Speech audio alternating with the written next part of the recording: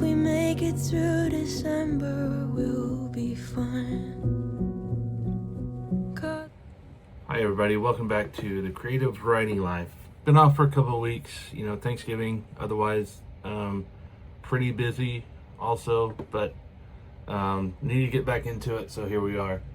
I've done a little bit of writing. The scene that I'm showing right now is in chapter 6. Claire's talking to, or Ruth is talking to the people that she met. They're walking out to a tree that has the family that was there before buried, and then now their the current families, father, grandfathers, so on and so forth. But what I really wanted to get to was a lot of people talk about how I describe the scene, especially in the Middle East, in Massa, getting off the plane, etc. So what I've done here is I've kind of stopped. I put a pause on it. I'm going to kind of flesh out. Obviously, this is going to be a first pass, so we'll come back and edit it later. But just to get an idea, put yourself in the situation, and then what is a big tree in the evening? Something that's ominous, something that grabs your attention. They crested the hill, the distance closing beneath their steps. Its great branches stretched wide, dark against the last wash of twilight. Okay, so that gives you a good image, a good visual. But then what about the other aspects of it? What are we feeling at this point? So I'm hearing branches swaying,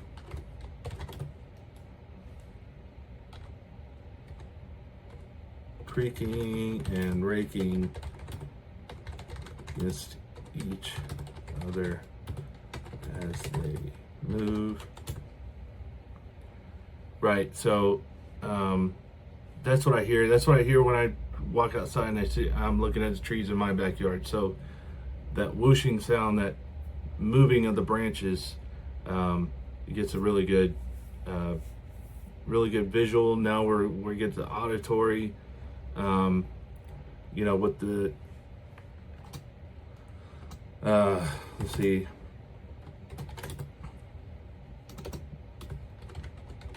smell was of fresh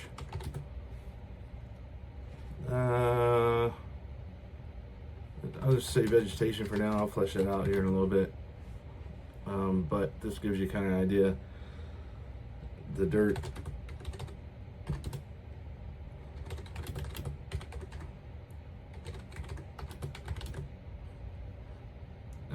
fertilizer gives you just a little bit of levity in the situation, and then the crunching, rocks, dirt,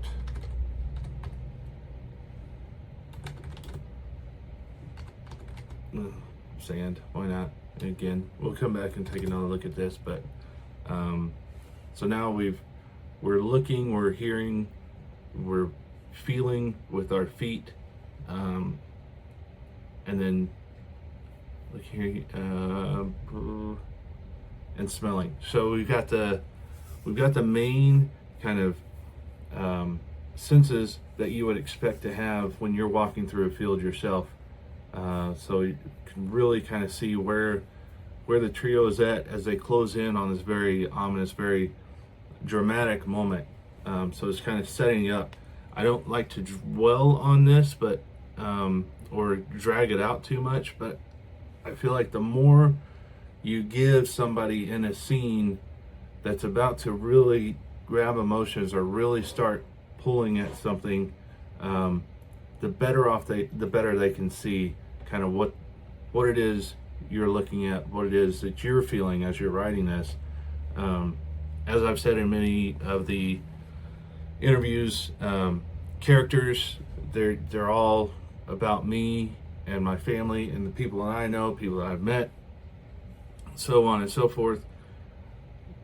And the reason is because it's something personal that I'm able to convey that everybody's had that experience. So I'm just not making something up completely. So I'm trying to tie that enough realism into the fiction to keep it going. So we're going to be a quick one today. We'll stop there as far as the writing goes. Kind of do some fleshing out of that, some designs and whatnot, but that kind of gives you the idea I'm going for all the senses. I'll go back and research kind of what a field looks like, or what a vineyard looks like, what you might be brushing up against the vines, if you will. But I want to say, I'm posting this Wednesday, the 3rd of December. So if you haven't already, go sign up for the giveaway. That's drawing on the 8th, and I'll get it out the next week as soon as, I'll send out the, hey, you've won, give me your address, all that stuff. I'll get that out within a couple of days, so you have it in time for Christmas.